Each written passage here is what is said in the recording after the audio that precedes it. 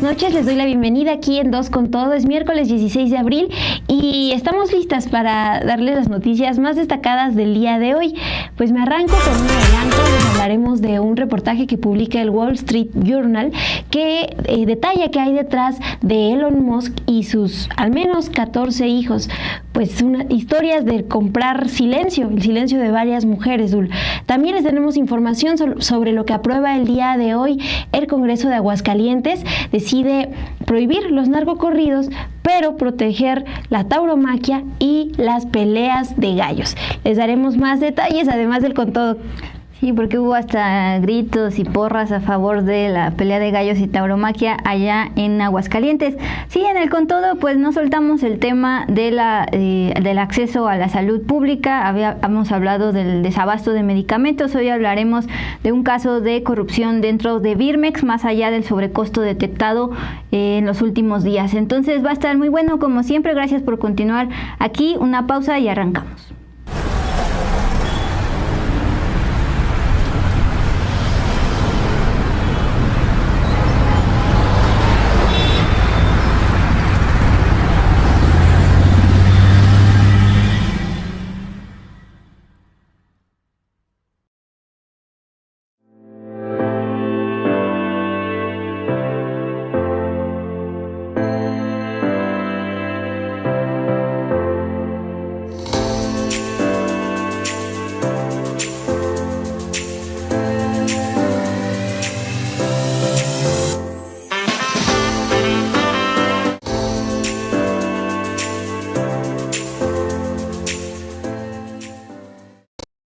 Pues muy buenas noches, gracias por estar con nosotras esta mitad de semana, miércoles 16 de abril, ya en vísperas de que arranque como tal la Semana Santa, jueves, viernes, sábado y domingo. Entonces, doble agradecimiento por estar aquí en plenas vacaciones para muchos. Gracias como siempre, sus primeros saludos. Miguel Ayala, dos con todo, gracias. No hemos revisado si ya se solucionó el tema de Miguel Ayala, pero andamos en eso. También Francisco Cervantes, acá saludándonos. Buenas noches, Mon y Dul. Ay, se me movió. José Juárez también nos dice, nos desea buenas noches y dice que está listo para escuchar la información y los sesudos comentarios. Sí. Muchas gracias, José. Sí, a Luz María también nos está mandando saludos. Gracias, Gerardo Meléndez, por tu superchat. Dice que mañana va a viajar, entonces nos va a ver hasta el viernes. Ok, pues muchas gracias. De hecho, aquí en el chat había dicho que va a venir aquí a México, entonces bienvenido como siempre. Y justamente el que se me había ido era el de José Juárez. Gracias por leerlo, Mon. Bueno, pues nos vamos con la información. Lo que está pasando particularmente en la entidad de Aguascalientes, no es ningún secreto que Aguascalientes pues gobierna en su mayoría Acción Nacional, un partido conservador. Está la gobernadora Teresa Jiménez de Acción Nacional. El Congreso de Aguascalientes está en su mayoría de Acción Nacional. Y bien, Mon me recordaba este dato, pues justamente Xóchitl Gálvez, candidata del PRI-PAN-PRD a la presidencia, fue la única entidad donde le ganó a la entonces candidata, hoy presidenta, Claudia Sheinbaum. Bueno, eso es Aguascalientes. Y también lo que es Aguascalientes, pues es la sede de una de las ferias más reconocidas a nivel nacional, la Feria Nacional de San Marcos. En este año, en esta edición, se va a realizar del 19 de abril, ya arranca el sábado, hasta el 11 de mayo. Bueno, en este marco, el día de hoy sesionó el Congreso de Aguascalientes y aprobó por mayoría 2 temas, Mon. 1, prohibir los narcocorridos y 2, proteger a la tauromaquia como patrimonio cultural, económico y social de la Feria Nacional de San Marcos. Es decir, no se puede prohibir que se haga la tauromaquia dentro de esta reconocida feria. Bueno, justamente como tal se prohibió penalizar el tema de los narcocorridos en el marco de que en otras entidades también se ha propuesto esto. Penalizar las difusiones de contenido, imágenes y manifestaciones de carácter artístico, diagonal musical, que promuevan las actividades relacionadas con la delincuencia organizada. Bueno, por un lado, prohíbe narcocorridos por su actividad relacionada con delincuencia organizada y por el otro aplaude la tauromaquia. la cual pues por colectivos animalistas ha sido calificada como violencia. Bueno, en esta edición del año 2024, el año pasado, ya hubo un tema con los narcocorridos ahí en esta feria. El cantante de corridos Chicho Castro se encontraba en el bar El Ruidoso en 28 de abril del año pasado para ofrecer un concierto con motivo de esta Feria Nacional de San Marcos. Pero se reportó una riña entre un grupo de asistentes que al final derivó en 30 o al menos 30 detenidos cuando ya llegó la policía. Durante la atención se escuchó un ruido que los usuarios de redes sociales atribuyeron a una detonación de arma de fuego. Ya después las autoridades dijeron que una de las hipótesis es que algún policía disparó al aire para tratar de disipar esto. Al día siguiente de esta trifulca, que pues si no, guardando las proporciones, recuerda lo ocurrido hace unos días en Texcoco, también en una de las ferias más importantes en ese tema, al día siguiente el cantante Chicho Castro publicó un video en su Instagram para manifestar lo siguiente: gracias a Dios todos estamos bien, afortunadamente no hubo lesiones graves, solamente un compañero, a uno de mis músicos le pegaron con una botella en la cabeza, pero ya se encuentra estable, todo mi equipo resguardado. Eso lo dijo el cantante de corridos Chicho Castro en la edición de la Feria San Marcos el año pasado. Bueno, este año, justamente un año después, pues están prohibiendo desde el Congreso de Aguascalientes estos narcocorridos. Bueno, es importante escuchar pues justamente de qué va este dictamen presentado por la Comisión de Puntos Constitucionales. El día de hoy, ya ante el Pleno, la diputada del PAN, Arlet Muñoz, pues precisamente explicó este dictamen y ahí resaltó que la Feria de San Marcos pues está generando 9,000 millones de pesos anuales y por eso argumentó la importancia de mantener las actividades económicas, entre ellas la tauromaquia. Así lo dijo.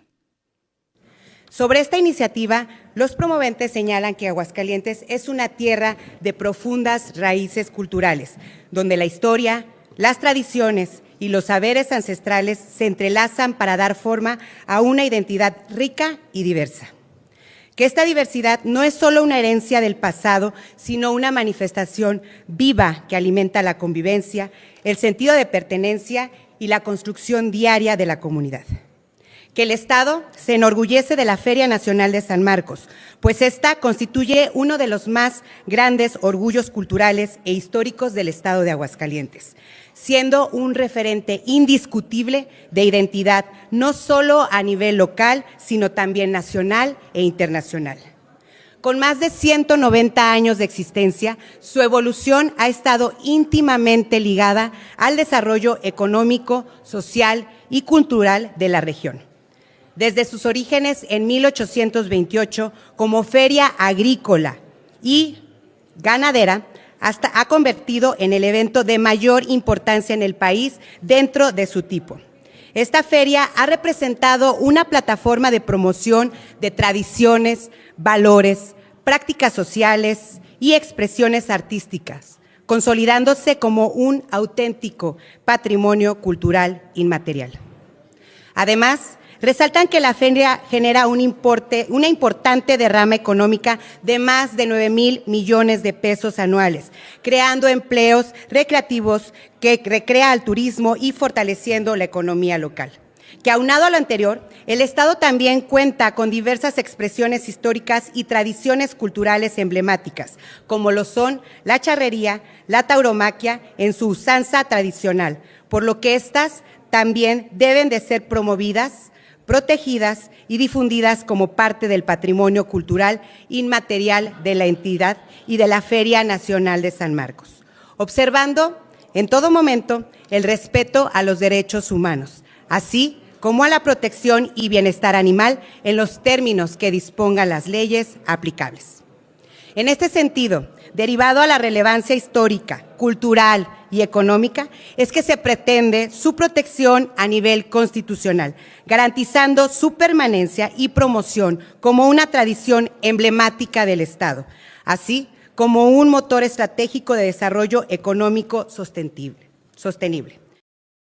Y a la par, en las calles de Aguascalientes se realizó la Marcha por la Libertad, en la que charros, galleros, cabalgantes, toreros y ganaderos defendieron, así lo dijeron, sus tradiciones, estas corridas de toros y peleas de gallos. Estamos viendo en pantalla que estos manifestantes también estuvieron en el Congreso con estas banderas de color rojo defendiendo la tauromaquia. A partir de hoy está blindada de ser prohibida en ese estado en Aguascalientes, pese a los señalamientos de colectivos animalistas que acusan maltrato animal y que esta actividad fomenta la violencia. Mientras que en la Ciudad de México, la jefa de gobierno, Clara Brugada, informó este miércoles que enviará una directiva para que se limiten los corridos tumbados en eventos desde el gobierno capitalino o que usen su infraestructura cultural. Esto con el objetivo de evitar la apología de la violencia. En su conferencia de prensa expuso lo siguiente: nos sumamos a lo que la presidenta está impulsando. Consideramos que no es estar en contra de ningún género musical, sino más bien los mensajes que se dan en esos géneros musicales. Es decir, no promover la violencia a través de la música. Esta medida es menos estricta que la que se ha establecido en otros lugares como Michoacán o Jalisco, en donde los gobernadores de ambas entidades obligarán a municipios y autoridades locales a abstenerse de otorgar permisos para conciertos, bailes y espectáculos donde se interpreten canciones que estén glorificando actividades delictivas, ya que, como les decíamos, en el caso de la Ciudad de México, la limitante es únicamente para eventos culturales de gobierno y no se han mencionado sanciones. Pues justamente hay que recordar, así como que en Aguascalientes protegen la tauromaquia y prohíben los narcocorridos, y la Ciudad de México es un caso también particular. Hace unas semanas la Ciudad de México, el Congreso capitalino, pues modificó esta iniciativa que sí planteaba prohibir como tal las corridas de toros, y al final la ablandaron diciendo que se permiten las corridas de toros sin violencia, a pesar de que pues desde que se cría el toro pues ya está destinado a ser maltratado. Pero bueno, ahí está. La cantina más grande, San Marcos, dice Francisco Cervantes. Bueno, también hay otro tipo de eventos en esa feria, ¿no? Sí, Dul. Pues es importante por eso que se está aprobando a la par en otras entidades. Uh-huh. Y también por acá, Herbert Solís, narcocorridos, su mismo nombre lo dice, hecho por narcotraficantes de drogas, estupefacientes y alucinógenos. Bueno, hay algunos corridos que hablan de otros temas, pero ya con este prefijo de narco, pues es el otro tema. Bueno, muchos comentarios respecto a este tema de Aguascalientes y su particularidad de pues tener o ser gobernados por Acción Nacional en una visión conservadora, pero para conservadores Elon Musk. Sí. Con eso seguimos. Hoy el Wall Street Journal publica un reportaje de Dana Mattioli en donde habla de los acuerdos legales que ha implementado Elon Musk para criar al menos a 14 hijos.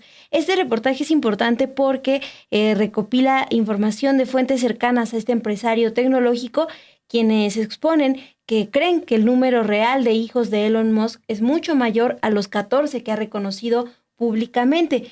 También, pues parte, por ejemplo, del caso de la influencer Ashley Clare, quien pues también en su momento Elon Musk le pidió una prueba de paternidad para comprobar pues, que sí, efectivamente tenía un hijo de ella, y este reportaje plantea lo siguiente: el proyecto de Elon Musk para crear bebés es relevante para su ambición con la NASA, que quiere acelerar su viaje a Marte. Declaró en X que hacer que las personas sean multiplanetarias es crucial para garantizar la supervivencia a largo plazo de la humanidad y de toda la vida tal como la conocemos. Lo que plantea también esta investigación es que el empresario ha reclutado a posibles madres en su plataforma de X, es esta red social, y también ha utilizado su riqueza para comprar el silencio de algunas mujeres que tienen hijos suyos. Vamos a ver el siguiente video que preparó la unidad multimedia de Sin embargo. Elon Musk, uno de los hombres más ricos e influyentes del mundo, ha estado involucrado en un complejo y polémico esquema de acuerdos privados con mujeres con las que ha tenido hijos. Según un reportaje de The Wall Street Journal, Musk ha utilizado a su asesor de confianza, Jared Verschall, para negociar silencios, organizar pagos millonarios y mantener en secreto su creciente red de descendencia.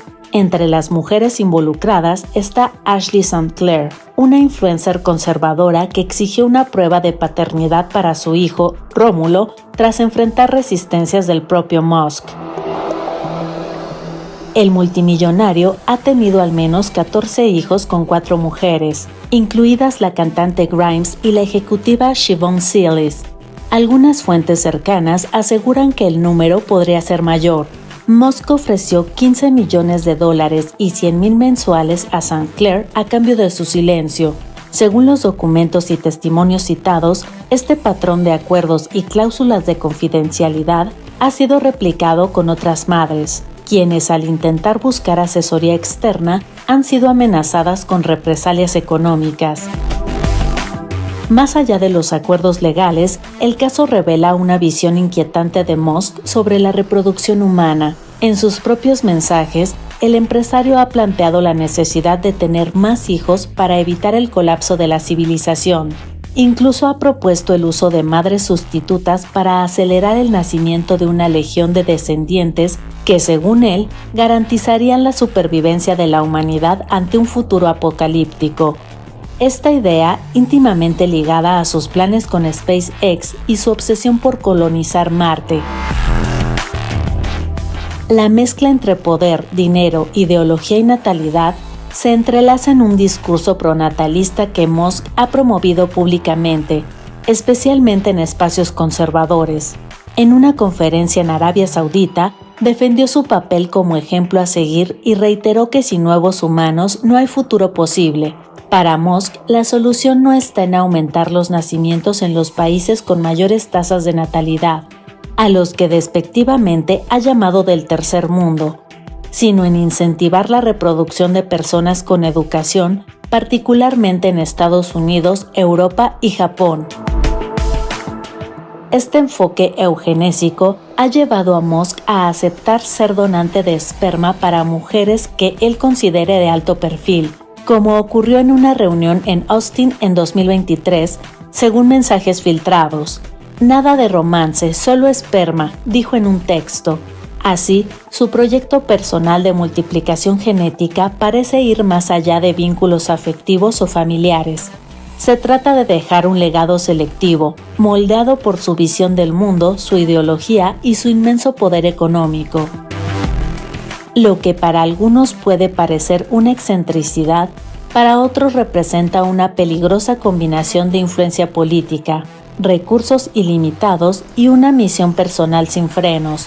Mientras Elon Musk avanza en su cruzada natalista y tecnológica, las historias de mujeres involucradas revelan un entramado de silencios forzados, presiones legales y decisiones unilaterales que en nombre del futuro dejan muchas preguntas sobre el presente.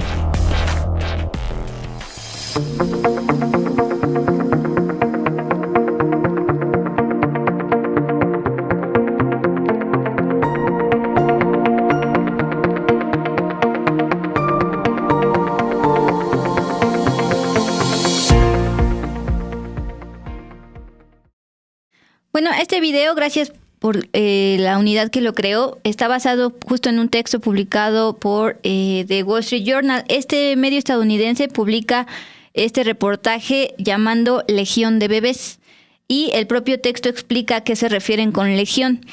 Musk se refiere a sus descendientes como una legión en referencia a las antiguas unidades militares que podían albergar a miles de soldados y fueron clave para extender el alcance del Imperio Romano. De hecho, según Musk, aquel ya saludo que fue bastante viralizado durante la toma de protesta del presidente Donald Trump y pues el propio Elon Musk dio un discurso, dio este saludo, hubo muchos señalamientos. Bueno, él está argumentando o al menos justificando que ese saludo no es lo que parece, sino es sacado del Imperio Romano. Pues muy interesante este texto, las voces que puede obtener The Wall Street Journal sobre, pues no solo el empresario más rico del mundo, sino pues este personaje tan cercano al presidente Donald Trump. Sí, muy, muy cercano y que tiene el cargo de administrador del Departamento de Eficiencia Gubernamental. De repente se olvida ese cargo porque se creó específicamente para él, pero tiene bastante poder dentro del gobierno actual de Donald Trump. pues a ver qué hace al respecto de este texto. Mientras tanto, continuamos porque ya son las 8:58, ya mero es tiempo de el Con Todo sobre el tema de Birmex, pero antes, y justo hablando del presidente Trump, mucho se ha dicho que a diferencia de su primer mandato, tiene casi nula oposición tanto en el mundo como dentro de Estados Unidos, por ejemplo, por parte del Partido Demócrata. Bueno, pues ya hubo una reacción de la entidad de California, pues conocida por ser tradicionalmente progresista. El gobernador de California, Gavin Newsom, anunció el día de hoy que el estado de California está presentando una demanda para evitar que el presidente Donald Trump imponga aranceles radicales que han desencadenado una guerra comercial global. Esto es información del diario aliado de Sin embargo, La Opinión. Este gobernador de California dijo que en la demanda se argumenta que es ilegal el uso por Trump de la Ley de Poderes Económicos de Emergencia Internacional para imponer aranceles pues a nosotros, México, Canadá y China, o bien un arancel del 10% a todas importaciones. Bueno, hasta el momento llevamos las del jitomate, veremos lo del sector automotriz y pues también veremos por el tema del agua. Esta ley permite al presidente congelar y bloquear transacciones como respuestas a posibles amenazas extranjeras. La demanda del Estado Dorado se presenta en el Tribunal de Distrito de Estados Unidos para el Distrito Norte de California. Habrá que ver la reacción del Poder Judicial allá de Estados Unidos, donde también pues está muy politizado. Y vamos con información de México y Ecuador. Hoy la presidenta Claudia Sheinbaum afirmó desde su conferencia en Palacio Nacional que México no retomará las relaciones diplomáticas con Ecuador mientras Daniel Noboa gobierne ese país. Esto después de recordar la irrupción que se registró en la embajada mexicana para detener al ex vicepresidente ecuatoriano Jorge Glass en abril del 2024. La presidenta opinó hoy que fue muy dudoso el triunfo de Noboa, el cual fue considerado por el Consejo Nacional Electoral de ese país como irreversible, después de obtener el 55% de los votos frente a la candidata opositora Luisa González, quien ha denunciado un fraude. Revolución Ciudadana, el partido de Luisa González, ha denunciado que durante la jornada electoral se produjo una reducción inexplicable y selectiva de votos contra Luisa González, y a favor de Noboa, quien registró incrementos estadísticamente imposibles en numerosos recintos electorales. Mientras que la presidenta Claudia Sheinbaum consideró que Daniel Noboa, cometió algunas irregularidades durante este proceso electoral, como no separarse de su cargo para buscar la reelección, y hizo estos señalamientos al citar también lo que ha planteado la Organización de los Estados Americanos, la OEA. Vamos a escuchar qué expuso la presidenta Claudia Sheinbaum el día de hoy en su conferencia. Fíjense que vale mucho la pena porque la OEA no necesariamente, o sea, el que la OEA diga que, no sé si tienen ahí la publicación, la OEA dice sí ganó Noboa, pero no fue justa la contienda, y varios observadores internacionales. Dice, durante la campaña para la segunda vuelta, el presidente de la República notificó en 5 ocasiones al Consejo, Comité Nacional Electoral, que estaría cumpliendo actividades proselitistas y en el caso de la notificación, que lo haría hasta el final de la campaña, es decir, hasta el 10 de abril, conforme la ausencia temporal del cargo de presidente de la República. En vista de lo anterior, la Asamblea emitió un comunicado expresando que el presidente debía solicitar la licencia ante dicho cargo. No hubo licencia de quien ganó la elección, entre comillas, ¿no? Constató que el hecho que el presidente de la República no hubiera solicitado la licencia en estos comicios impactó en la equidad de la campaña electoral y debilitó la institucionalidad del Estado. Eso lo dice la OEA. Entonces, nosotros para empezar no tenemos relaciones con Ecuador, ni vamos a seguir teniendo relaciones con Ecuador mientras Noboa ejerza el cargo de presidente, porque él fue el responsable de la invasión a la Embajada de México, a nuestra soberanía. Entonces, las relaciones esas no van a reanudarse. no se van a reanudar, porque él es el responsable de la invasión a la embajada. Entonces no se van a reanudar las relaciones y además pues fue muy dudosa su triunfo, en particular reconocido por la propia OEA. Ya ni siquiera es otro organismo internacional. Y la otra candidata pues está diciendo que hubo un fraude. Entonces de nuestra parte no van a reanudarse las relaciones con Ecuador. Hay condiciones para que eso ocurriera y para empezar tienen una persona presa que estaba dentro de la embajada. Y eso, ya vamos a invitar al canciller para que pueda platicar de eso. Entonces, ayer Colombia, Petro dijo que no podía reconocer a Noboa como presidente de Ecuador y nosotros pues de por sí ya tenemos suspendidas las relaciones. Bien, detrás del desabasto de medicinas en centros de salud pública hay casos de corrupción. El día de hoy les traemos uno documentado por la Auditoría Superior de la Federación dentro de Birmex. Vamos pues con el con todo.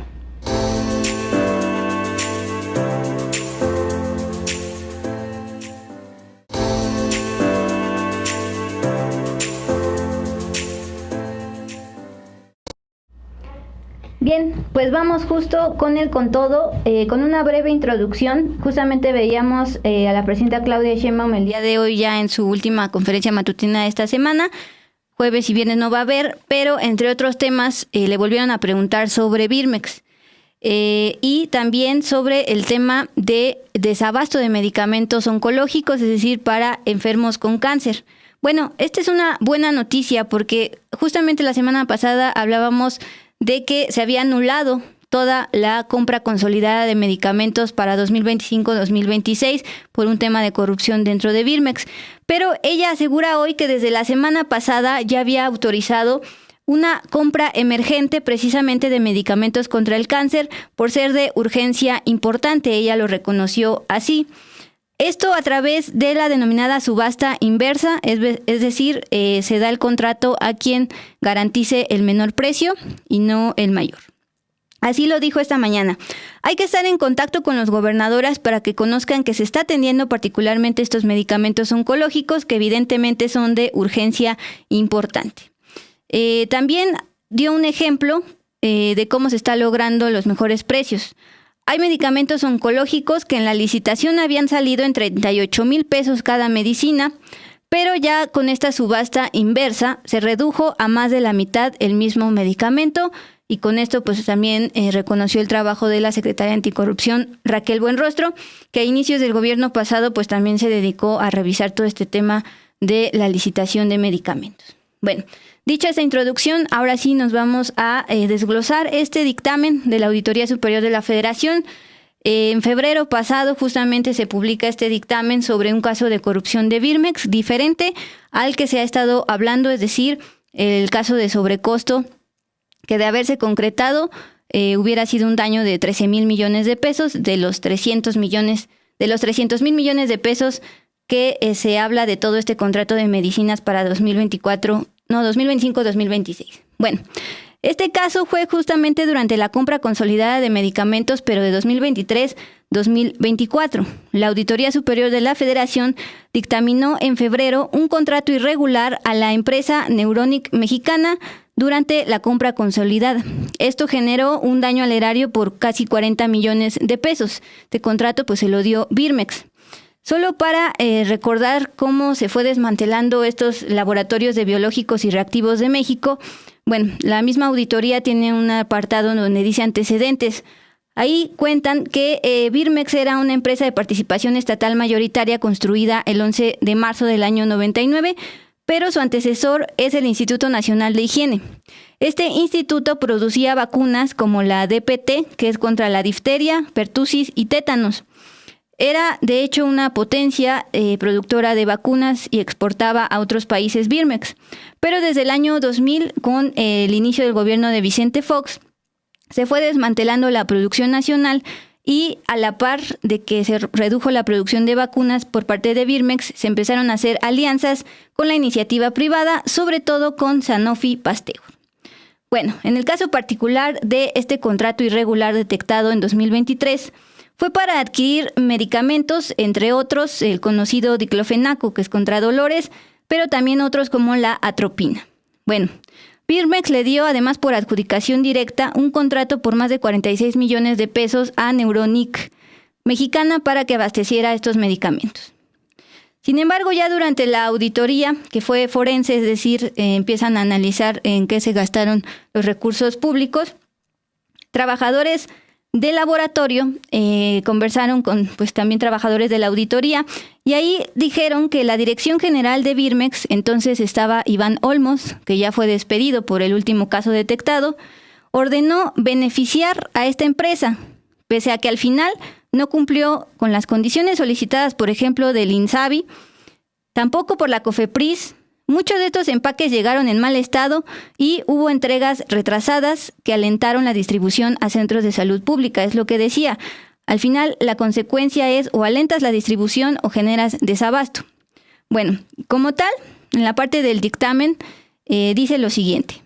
Birmex no proporcionó evidencia documental que acredite la aplicación de penas convencionales a Neuronic Mexicana por los días de atraso en las entregas de medicamento por parte del proveedor por 160,000 pesos. Es decir, hoy la presidenta Claudia Sheinbaum hablaba que como parte de la prevención a la corrupción es justamente sancionar a las empresas que cometan corrupción. Bueno, aquí Birmex no proporcionó evidencia de haberlo penalizado porque justamente se atrasó en la entrega de medicamentos a pesar de que había un documento y un contrato de por medio. Además, y de aquí también viene el daño al erario, pagó 24 millones por los medicamentos cloranfenicol, pilocarpina y atropina, que no se encontraban sus claves aprobadas en el Compendio Nacional de Insumo para la Salud y que no fueron requeridas por el entonces Instituto de Salud para el Bienestar. Además, pagó 15,390,000 pesos a Neuronic Mexicana por 10 lotes de medicamento que no fueron rechazados por los defectos de calidad. Más adelante el trabajador dice que si esto hubiera pasado con otra empresa no se hubieran aceptado, pero la orden vino de arriba. Los cuales no cumplieron con las pruebas de variación de volumen realizadas por COFEPRIS, es decir, no cumplieron con lo más elemental de COFEPRIS ni de INSABI y aún así se concretó este contrato por órdenes del entonces director de Birmex. Bueno, justamente, si podemos ver justo la diapositiva de este dictamen, es ahí donde se ve como tal el daño que va casi a los 40 millones de pesos.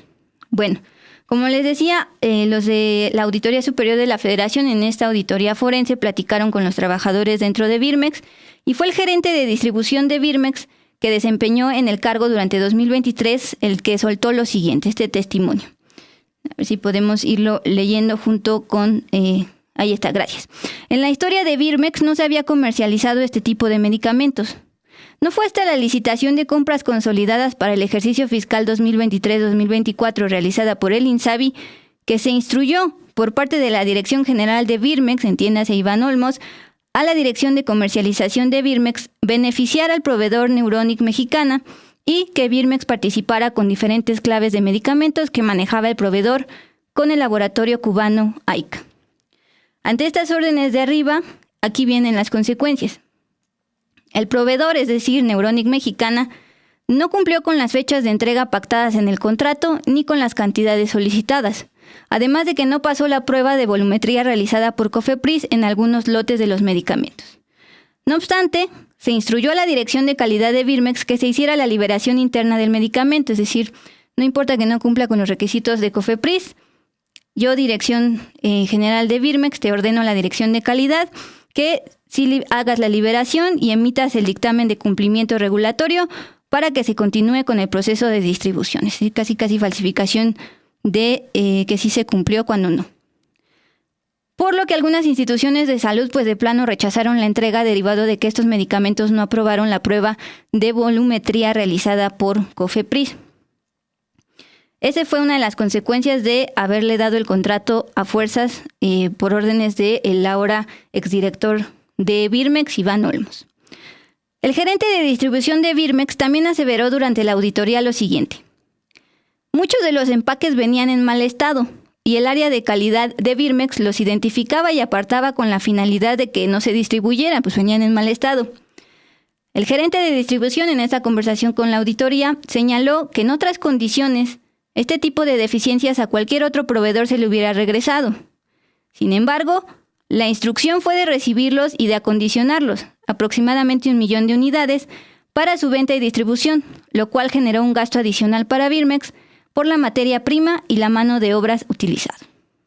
Conste que esto se publicó en febrero de 2025 y hasta que no salió otro caso de sobreprecio de Birmex es que se corre a Iván Olmos.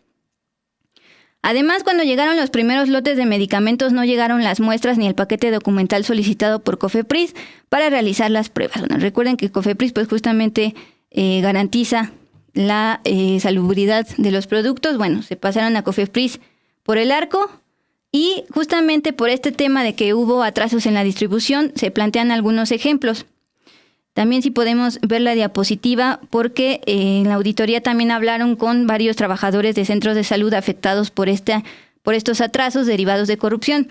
El encargado del almacén de la Secretaría de Salud en Tabasco señaló que los lotes de medicamentos cloranfenicol, pilocarpina y atropina tuvieron un atraso en la fecha de entrega, ya que se tenía prevista para el mes de mayo del año 2023, pero le entregaron hasta noviembre de ese año, 2023, mami. Sí. Y también lo que recoges tú en con todo lo que preparaste, Dul, es que después del caso de sobreprecio por 175 claves, que de concretarse hubiera afectado al erario por 13,000 millones de pesos, es que la presidenta Claudia Sheinbaum anuncia el cese de directivos, entre ellos el director general de Birmex, Iván Olmos, quien fue sustituido por Carlos Ulloa. Recordábamos también hace unos días que no tiene experiencia en el sector médico-farmacéutico, pero fue secretario particular de la presidenta cuando fue jefa de gobierno de la Ciudad de México. Y justamente la presidenta Claudia Sheinbaum planteó esta semana que en los casos que la Secretaría Anticorrupción detecte sobrecostos hay inhabilitación de la empresa, es decir, que ya no se va a volver a contratar y que también se impondrá multa o se cancelarán los contratos. Entonces, bajo esta premisa, pues Neuronic Mexicana ya no tendría por qué recibir contratos del gobierno federal para medicamentos. Pues no puedo buscar si tiene contratos o cuántos contratos tiene con el gobierno federal porque la Plataforma Nacional de Transparencia pues está muerta, porque está la transición del INAI a la Secretaría Anticorrupción, pero pues ahí está en pendientes cuando en junio me parece van a regresarnos la plataforma. Pero bueno, este miércoles del día de hoy se le pregunta directamente a un colega en la conferencia qué candados se van a poner a Birmex para evitar casos como el del sobrecosto que de haberse realizado pues hubiera hecho un daño de 13,000 millones de pesos. Vamos a escuchar la respuesta. Pues los que implementamos, porque aquí el tema es que se logró atender a tiempo. O sea, si hay un funcionario público, porque no es servidor es el que sirve al pueblo. Si hay una persona que trabaja en el gobierno que por omisión o comisión comete una irregularidad que implicaría uso de recursos públicos o algún otro tema, pues tiene que ser preventivo, como fue en este caso. Antes de que se gastara el dinero, o sea, no fue un año después, 2 años después que, nos dimos cuenta que hubo un problema. Eso quiere decir que está trabajando bien, pues, el equipo y al mismo tiempo la Secretaría Anticorrupción. Entonces, y es un ejemplo para que no se cometan estas irregularidades. Entonces, prevenir, estar atento, particularmente estas licitaciones o invitaciones restringidas o asignaciones que representan muchos recursos. Hay una parte que es importante porque también las farmacéuticas también son, no todas, pero muchas de ellas, ganan una licitación diciendo que pueden entregar medicamentos en tal fecha y después no los entregan. Ya a ver si la próxima vez que venga Salud que se explique todo esto. Entonces hay un montón de medicamentos que no se han entregado en la fecha de que los que ganaron la licitación dicen que la van a entregar. ahí va a haber sanciones, inhabilitaciones incluso para que, y de inmediato pues las asignaciones directas a través de la subasta inversa. Bueno, Gerardo Meléndez anda haciendo corajes por este tema de corrupción. Birmex y su director haciendo porquería. Aquí vamos probablemente con más impunidad. Bueno, Iván Olmos, el que fue despedido recientemente por no este caso que dimos, sino por otro. Es una vergüenza toda esta corrupción, no tiene ni pies ni cabeza. Y es que justamente la corrupción mata, o casi te mata, porque pues estos temas derivan en atrasos en medicamentos que tú debes acceder por tu derecho a la salud o de plano desabasto. Entonces ahí es donde pues ellos hacen sus negocios millonarios y tú como derechohabiente pues no obtienes tus medicamentos. Ahí está. Es muy, muy fuerte. Increíble la corrupción en medicamentos, dice Ana G. Nos los decía la directora de Cero Desabasto, que precisamente el sector salud público se volvió la caja chica de muchas ratas, como aquí andan poniendo en el chat. En el chat. Oye, también tenías, hablabas de la importancia de recordar un caso desde el 2007 relacionado también con Birmex y el retraso en la construcción de una planta. Es que sí, porque justamente Birmex tiene antecedentes de irregularidades desde mucho tiempo atrás, no solo en estos últimos meses, pero no contaban con que nos íbamos a enfrentar con una epidemia de influenza precisamente en 2008-2009. Entonces, pues aquí se evidenció más cómo cuando se más necesita producción de vacunas, pues no se podía por todos estos temas de corrupción. Bueno, esta es otra auditoría que se realizó en el año 2020. En noviembre de 2007, Birmex compró una planta a la empresa farmacéutica Sanofi Aventis, que actualmente Sanofi es una de las más beneficiadas con los contratos que da Birmex, con recursos públicos. Esta planta está ubicada en Cuautitlán Izcalli, Estado de México, una zona industrial. La compró por 237 millones. La idea era remodelarla y acondicionarla precisamente para la producción de vacuna contra la influenza en México. Ya después tuvimos esa epidemia. La primera etapa sí se desarrolló de 2008 al 2014, es decir, durante Calderón y durante Peña Nieto. Pero la segunda etapa correspondiente al revestimiento de la planta ya no se realizó y se inició hasta el año 2019-2020, cuando la gente estaba enfrentando otra pandemia, COVID-19.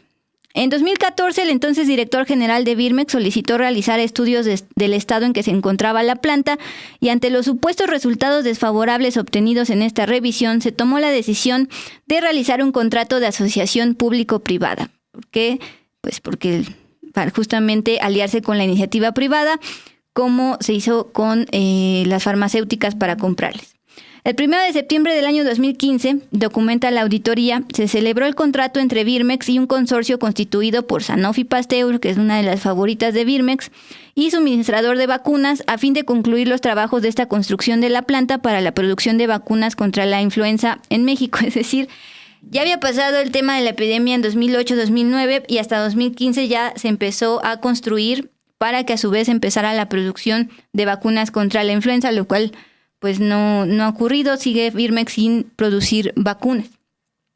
El objetivo era desde entonces, 2015, el peñismo, producir vacunas no solo contra la influenza, también contra combos pediátricos para menores de edad, hepatitis B, tétanos, difteria, tosferina, etc. Esto con una vigencia de contrato de 15 años. De hecho, además del contrato, tenía el compromiso ya con la Secretaría de Salud de venderle 450 millones de vacunas contra la influenza y otras 83 millones de dosis de vacuna combo pediátrico. Ya tenía un compromiso con la Secretaría de Salud Birmex, pero para 2017 esta producción aún no era operativa. Ya habían pasado otros 2 años, aparte de que todo esto venía con un retraso verdaderamente importante. Solo pudo venderle 15 millones de dosis de la vacuna de antiinfluenza de las 450 millones pactadas. Y además 1.536.000 dosis de combo pediátrico, pero de las 83 millones pactadas. Bueno, finalmente en este dictamen de la Auditoría Superior de la Federación que se publicó en plena pandemia por la COVID-19, se plantea lo siguiente. En diciembre de 2017 se identificó que como resultado de la revisión de la capacidad estructural de la planta, la cual tuvo que ser realizada por un perito independiente en materia de construcción, se llegó a la dictaminación de que la planta no contaba con la capacidad óptima para soportar las cargas de las instalaciones necesarias, por lo que ajustarlo implicaría hacer inversiones y trabajos que inicialmente no estaban considerados. Es decir, se tardaron en empezar a construir y lo construyeron mal. Hasta 2020, en plena pandemia por la COVID-19, se observó avance en la construcción de esta planta, agendada desde el año 2015. Pues, Dulce, eso es importante recordar porque justo en los comentarios nos ponía alguien, no puede ser aún con antecedentes, es decir, esa corrupción siguió en Birmex y sí están escribiendo bastante acá en el chat. Y mientras la gente sin medicinas, no es que con corrupción estuviera bien, es lo mismo. Desde el gobierno deben tomar acciones. Es lo que nos escribe el castigador acá en un comentario. Sí. Pues yo ya mejor me río porque, pues de verdad la corrupción mata. Entonces, Ana G., increíble la corrupción en medicamentos. Y este tema de que este director de Birmex, dice Gerardo Meléndez, mínimo debió haber sido acusado de fraude, pues nada más se le retiró del cargo, pero pues ya, hasta el momento no ha habido sanciones. E insisto, este caso de corrupción no es el mismo del de sobrecosto que se ha mediatizado tanto. Sí, este caso que nos detallas, pues es con información de la Auditoría Superior de la Federación.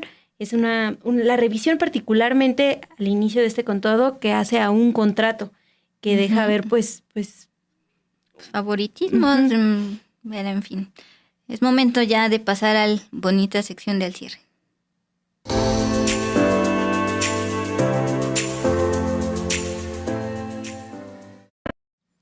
Así es, Zulo, en la información que preparamos para todas y todos ustedes aquí en Al Cierre, les tenemos detalles sobre la elección judicial.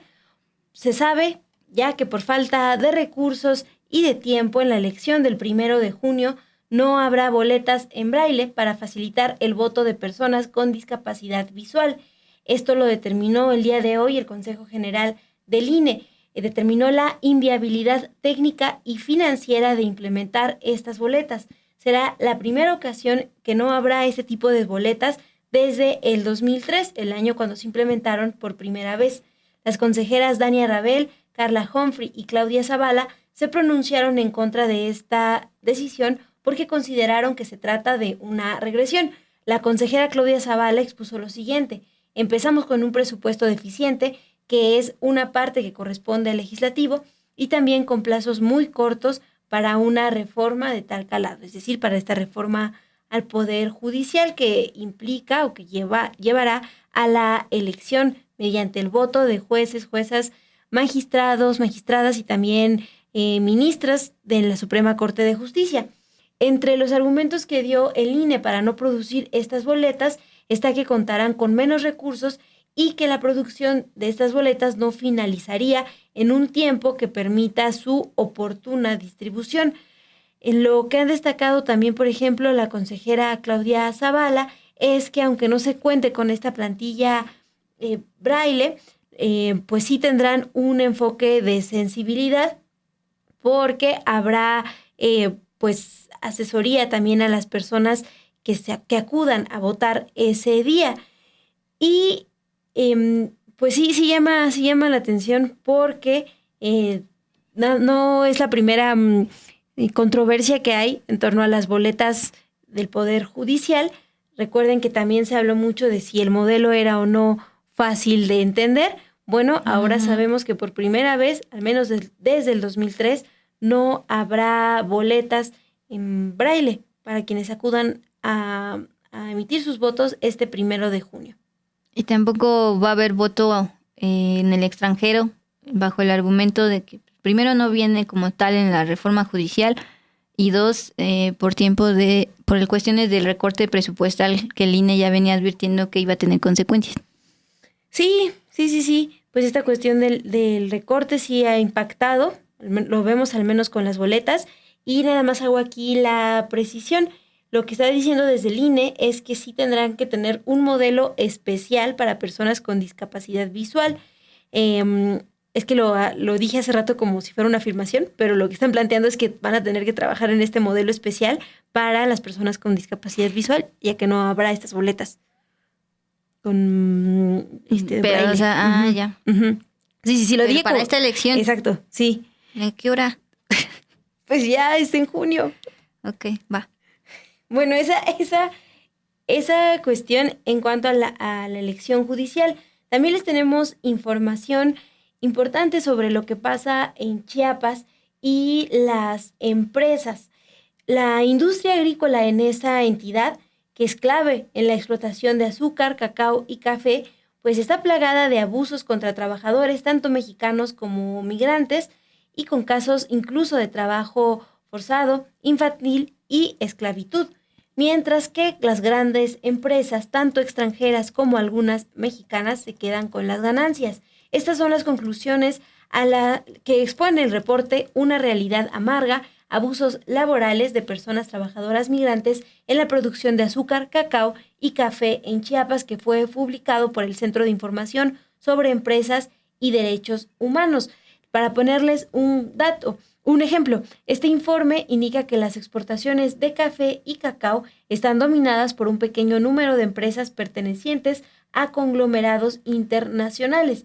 En el caso del café, las exportaciones están lideradas principalmente por la exportadora de Café California, una filial del grupo alemán Neumann Group, así como por Agroindustrias Unidas de México y Cafés de Especialidad de Chiapas.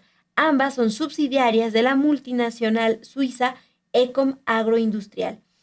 Esta información la resume en un reportaje nuestro compañero Manuel González, y hay un video que preparó la unidad multimedia de Sin embargo con información de Manuel González. Los vamos a dejar con eso, pero primero vamos a regresar acá con Dul.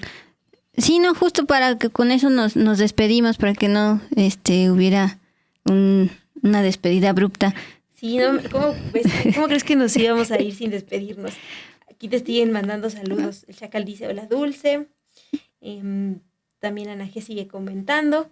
Sí, con eso. Pues sí, más que nada agradecer en producción, dice García, aquí estaba Lluvia Hernández ayudando, también en operaciones, Pau Soto también estuvo apoyando y pues gracias por su compañía, nos vemos el día de mañana y los dejamos con este reporte de nuestro compañero Manuel González, que tengan excelente noche. La industria agrícola en Chiapas, clave en la explotación de azúcar, cacao y café, está plagada de abusos contra los trabajadores, tanto mexicanos como migrantes, con casos incluso de trabajo forzoso, infantil y hasta esclavitud moderna, mientras las grandes empresas, tanto extranjeras como algunas mexicanas, se quedan con las ganancias. Estas son las conclusiones del reporte Una realidad amarga, abusos laborales de personas trabajadoras migrantes en la producción de azúcar, cacao y café en Chiapas, publicado por el Centro de Información sobre Empresas y Derechos Humanos. El informe indica que las exportaciones de café y cacao están dominadas por un pequeño número de empresas pertenecientes a conglomerados internacionales. En el sector del café, las exportaciones están lideradas principalmente por Exportadora de Café California SADCB, una filial del grupo alemán Neumann Group GmbH, así como por Agroindustrias Unidas de México SADCB y Cafés de Especialidad de Chiapas SAPI-DCB, ambas subsidiarias de la multinacional suiza Ecom Agroindustrial Trading Corp Limited. En el caso del cacao, las exportaciones están casi totalmente dominadas por una sola empresa, Agroindustrias Unidas de México SADCB, filial de la multinacional suiza Ecom. En la industria azucarera, las exportaciones están lideradas por la empresa mexicana Sucarmex y en menor escala por la empresa mexicana Grupo Porres SADCB. Esto se inserta en un país que este tipo de corporaciones busca dominar a través de los alimentos. Son parte de estas empresas multinacionales de alimentos ultraprocesados y bebidas azucaradas que venden millones de sus productos de comida chatarra a México y otros países latinoamericanos y que aprovechan estas ventajas, primero para extraer los recursos y luego para contaminar la alimentación mexicana vendiendo sus productos. El documento documento levanta una serie de denuncias en estas grandes industrias. Por ejemplo, entre los trabajadores migrantes en la industria de la caña de azúcar, se han denunciado condiciones de vida y alimentación deplorables en los campos donde laboran. Por su parte, las personas trabajadoras migrantes en plantaciones de café han denunciado que duermen en viviendas con piso de tierra, que se convierten en barro cuando llueve, trabajan sin seguridad social ni acceso a atención médica y reciben como única alimentación frijoles. También se han reportado casos de uso indiscriminado y excesivo de agroquímicos, como el glifosato, lo que incrementa el riesgo de intoxicaciones y problemas de salud agudos y crónicos. Además, la situación empeora cuando se habla de género. De acuerdo con el reporte, las mujeres ya son el 16% de la fuerza laboral en estos sectores en México, pero son las trabajadoras las más explotadas en el campo, enfrentando marginación y abusos laborales dentro de la agroindustria. En un entorno predominado por hombres, enfrentan discriminación y violencia de género.